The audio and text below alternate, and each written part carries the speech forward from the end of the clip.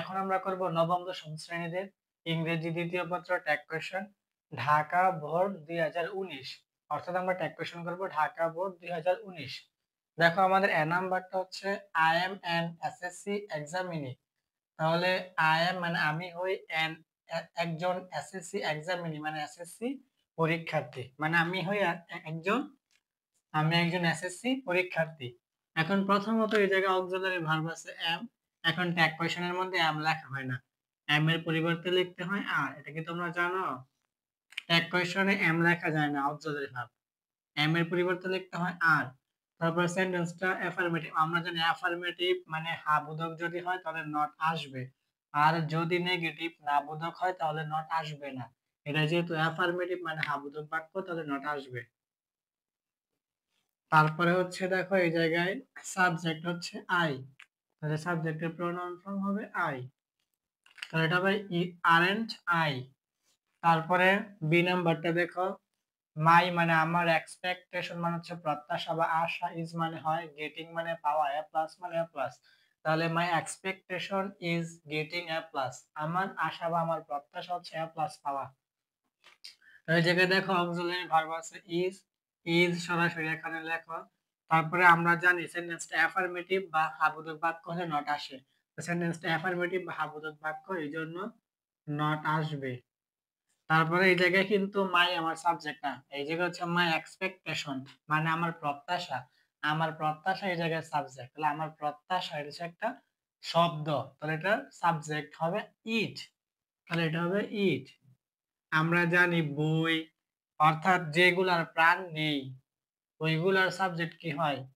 ইট হয়, যেমন বই, টেবিল, খাতা, এই যে প্রত্যাশা, এগুলোর সাবজেক্ট কি? ইট, তাহলে এটা হবে ইজন্ট ইট। তারপরে সি নাম্বার দেখাও, সি নাম্বার হচ্ছে সাম মানে কিছু, অফ মাই ক্লাসমেটস মানে আমার সহপাঠীরা।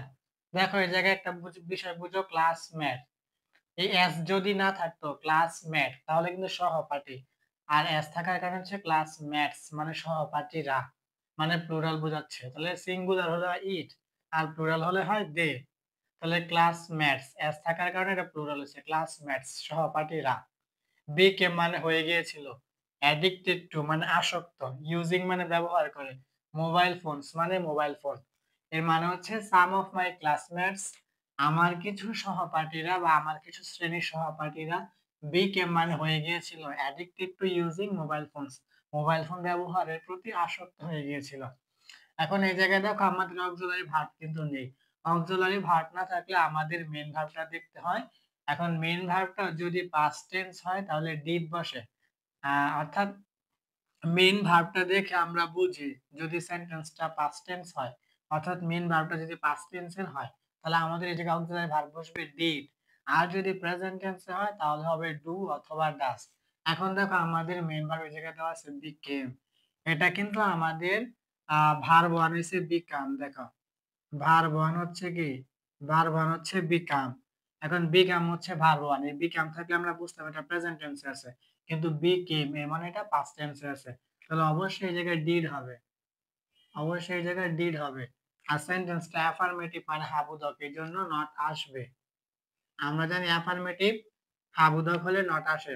তারপরে আমাদের সাবজেক্ট কি? সাম অফ মাই ক্লাসমেটস, এই যে এস আছে মানে আমার শ্রেণীর সহপাঠীরা, তাহলে প্লুরাল, তাহলে প্লুরাল হলে সাবজেক্ট কি হবে? এক কোশ্চেনের সাবজেক্ট কি হয়? দে হয়, এটা হবে ডিডন্ট দে।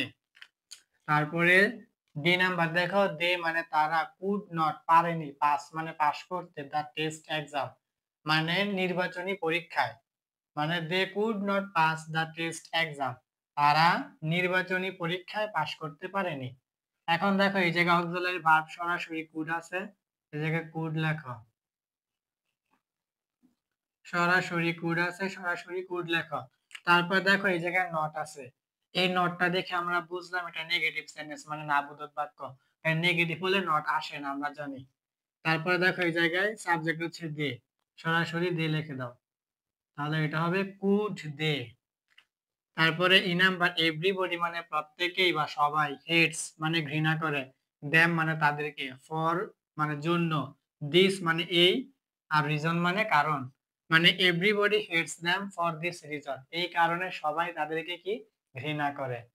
এখন দেখো আমাদের এই জায়গায় কিন্তু বলছি যে অক্সিলারি ভার্ব নেই, কিন্তু দেখো হেটস আছে। এখন আমাদের পাস্ট টেন্সে কিন্তু হেটেড মানে ইডি থাকতো, ইডি থাকলে আমরা বুঝতাম এটা পাস্ট টেন্স, যেহেতু ইডি নাই তাহলে এটা হচ্ছে প্রেজেন্ট টেন্স হেটস। এখন হেটস প্রেজেন্ট টেন্স আছে এটা বুঝছি, তাহলে প্রেজেন্ট টেন্স হলে আমাদের ডু অথবা ডাজ বসে। এখন এই জায়গায় আমরা জানি ভার্বের সাথে এস বা ইএস হলে ডাজ হয়, আর এস বা ইএস না থাকলে ডু হয়। এখন এই জায়গায় ভার্বের সাথে এস বা ইএস আছে, হওয়ার কথা ডাজ, কিন্তু এই জায়গায় ডাজ না হয়ে ডু হবে।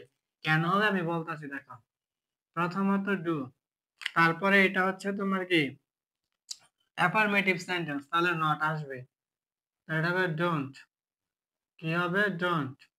আর এই জায়গায় এভরিবডি, আমরা জানি everybody, nobody, anybody, somebody, everyone, এগুলা সাবজেক্ট এক কোয়েশনে কি লেখা হয়, দে লেখা হয়, তো এটা হবে দে, তাহলে এটা হবে ডোন্ট দে।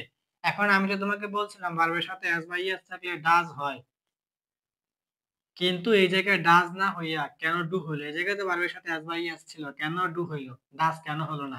এখন একটা কথা মনে রাখবা, এটা সহজে বোঝার জন্য মনে রাখবা, আমাদের ডাজ হচ্ছে সিঙ্গুলার, শোনো কি বললাম, ডাজ কি আমাদের সিঙ্গুলার ভার্ব, আর ডু হচ্ছে প্লুরাল ভার্ব। এখন আমাদের নিয়ম হচ্ছে সাবজেক্ট অনুযায়ী ভার্ব বসে, সাবজেক্ট যদি প্লুরাল হয় তাহলে ভার্বও প্লুরাল হতে হবে, সাবজেক্ট যদি সিঙ্গুলার হয় তাহলে ভার্বও সিঙ্গুলার হতে হবে। এখন এই জায়গায় আমাদের সাবজেক্ট কিন্তু দে, দে অর্থ তারা, এটা কিন্তু আমাদের প্লুরাল আছে সাবজেক্ট। এখন যদি আমি এই জায়গায় ডাজ লিখতাম তাহলে আমাদের ভুল হইতো, যদি ডাজ লিখতাম তাহলে আমি কি বলছিলাম একটু আগে, আমাদের ডাজ হচ্ছে সিঙ্গুলার আর ডু হচ্ছে প্লুরাল। এখন আমি যদি জায়গায় ডাজ লিখতাম তাহলে ডাজ কিন্তু সিঙ্গুলার আর সাবজেক্ট কিন্তু প্লুরাল আছে, তাহলে সাবজেক্ট প্লুরাল ভার্ব সিঙ্গুলার, এটা হয়েছে, এটা কিন্তু গ্রামারের নিয়মে ভুল। আমাদের গ্রামারের নিয়ম হচ্ছে সাবজেক্ট যদি প্লুরাল হয় তাহলে ভার্বও প্লুরাল হতে হবে, এই জন্য ডাজ এই সিঙ্গুলারটা না হইয়া ডু এই প্লুরালটা হয়েছে। বুঝতে পারছো? যদি এই জায়গায় সাবজেক্টটা সিঙ্গুলার হইতো তাহলে অবশ্যই এই জায়গায় ডাজ হইতো, যেহেতু সাবজেক্টটা প্লুরাল এই জন্য ভার্বটাও প্লুরাল, তাহলে এটা উত্তর হবে ডোন্ট দে। করব যা সর্বট 2019। তা দেখো আমাদের এ নাম্বারটা হচ্ছে ইউ মানে তোমার, হ্যাড বেটার মানে ভালো হবে, ড্রিঙ্ক মানে পান করা, কোল্ড ওয়াটার মানে ঠান্ডা পানি, তাহলে you had better drink cold water, তোমার ভালো হবে ঠান্ডা পানি পান করা। তাহলে দেখো এই জায়গায় আমাদের অক্সিলারি ভার্ব কিন্তু দেওয়া আছে সরাসরি হ্যাড, তুমি এই জায়গায় হ্যাড লিখে দাও। আমরা জানি আমাদের ট্যাগ কোয়েশন করার ক্ষেত্রে প্রথমত অক্সিলারি ভার্ব, তারপর সেন্টেন্স অ্যাফার্মেটিভ মানে হ্যাঁ বোধক হলে নট আসবে, আর নেগেটিভ না বোধক হলে নট আসবে না, তারপর হচ্ছে সাবজেক্টের প্রোনাউন। তাহলে প্রথমত অক্সিলারি ভার্ব, তারপর সেন্টেন্স অ্যাফার্মেটিভ মানে হ্যাঁ বোধক, এই জন্য নট আসবে, তাই এটা হবে হ্যাড নট বা হ্যাডেন্ট। আর সরাসরি সাবজেক্ট ইউ দেওয়া আছে, ইউ এর প্রোনাউন ফর্ম ইউ হবে, তো এটা হবে হ্যাডেন্ট ইউ। তারপরে বি নাম্বারটা দেখো, দা ফাদার, একটা কথা মনে রাখবা, ফাদার মানে বাবা, আর দা ফাদার মানে হচ্ছে পিতৃত্ব, মাদার মানে মা, আর দা মাদার মানে হচ্ছে মাতৃত্ব। তাহলে ফাদার মানে বাবা আর দা ফাদার মানে কি পিতৃত্ব, এটা একটা শব্দ, তাই এটা সাবজেক্ট কিন্তু ইট হবে। তারপরে মাদার মানে মা আর দা মাদার মানে হচ্ছে মাতৃত্ব, তাহলে পিতৃত্ব মাতৃত্ব এগুলো সাবজেক্ট হয় ইট। আচ্ছা দা ফাদার মানে পিতৃত্ব, রোজ, দেখো আমাদের রাইজ মানে হচ্ছে প্রেজেন্ট টেন্স মানে ভার্ব 1, আর রোজ মানে ভার্ব 2। রোজ, রাইজ মানে জেগে ওঠা, রোজ মানে জেগে উঠেছিল, ইন হিম মানে তার মধ্যে, এট দিস সাইড এই দিক দিয়ে, the father rose in him at this side মানে পিতৃত্ব তার মধ্যে জেগে উঠেছিল এই দিক দিয়ে। তাহলে প্রথমত আমাদের অক্সিলারি ভার্ব বসে, অক্সিলারি ভার্ব যদি না থাকে এখানে কিন্তু নেই, অক্সিলারি ভার্ব না থাকলে আমাদের তিনটা বসে, ডু ডাজ ডিড।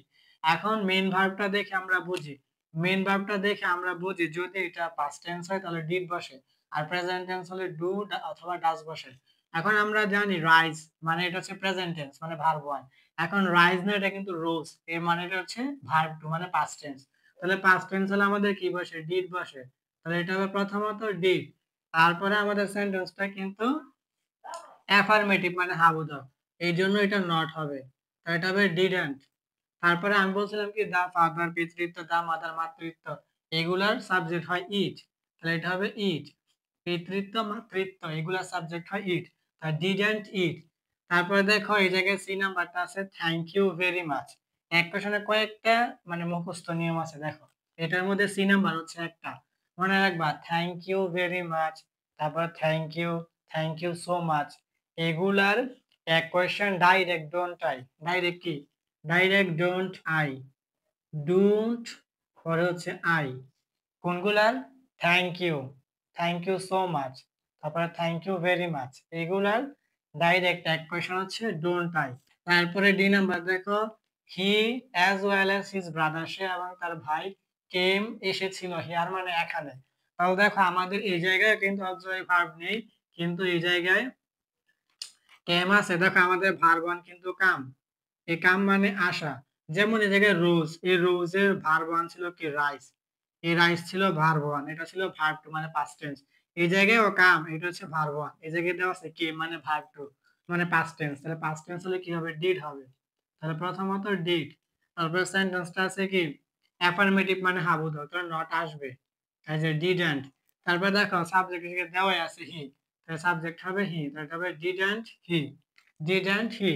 তারপরে ই নাম্বারটা দেখো, লেট আস গো হোম, এটা ডাইরেক্ট উত্তর হবে শ্যাল উই, এটা ডাইরেক্ট উত্তর হবে কি শ্যাল উই, শ্যাল উই।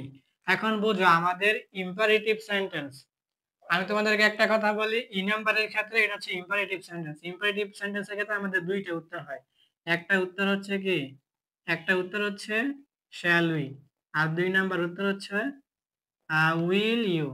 এই উইল ইউ কে আবার ওন্ট ইউ লেখা যায়, উইল ইউ কে লেখা যায় ওন্ট ইউ। এখন বুঝো ট্যাগ কোয়েশ্চেন করার ক্ষেত্রে যদি ইম্পারেটিভ সেন্টেন্স আছে, তাহলে ইম্পারেটিভ সেন্টেন্সের মধ্যে আমাদের দুইটা উত্তর হবে, একটা উত্তর হবে শ্যাল উই, অথবা দুই নাম্বার উত্তর হবে উইল ইউ, এটাকে লেখা যায় ওন্ট ইউ।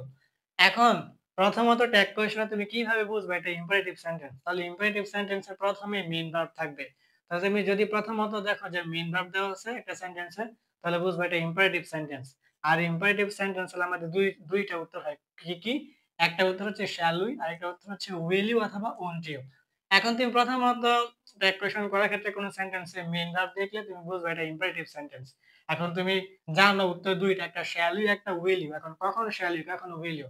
মনে রাখবা আমাদের, দেখো এই জায়গায় দেওয়া আছে লেটাস, লেটাস, আরেকটা থাকবে লেটস, আরেকটা থাকবে কি লেটস, এটা হচ্ছে সংক্ষিপ্ত রূপ, এটা হচ্ছে পূর্ণ রূপ।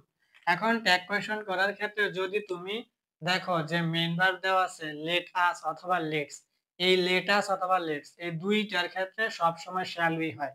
আর এই দুইটা বাদ দিয়ে পৃথিবীতে যত মেইন ভার্ব আছে সব মেইন ভার্ব যদি প্রথমে থাকে তাহলে হবে উইল ইউ।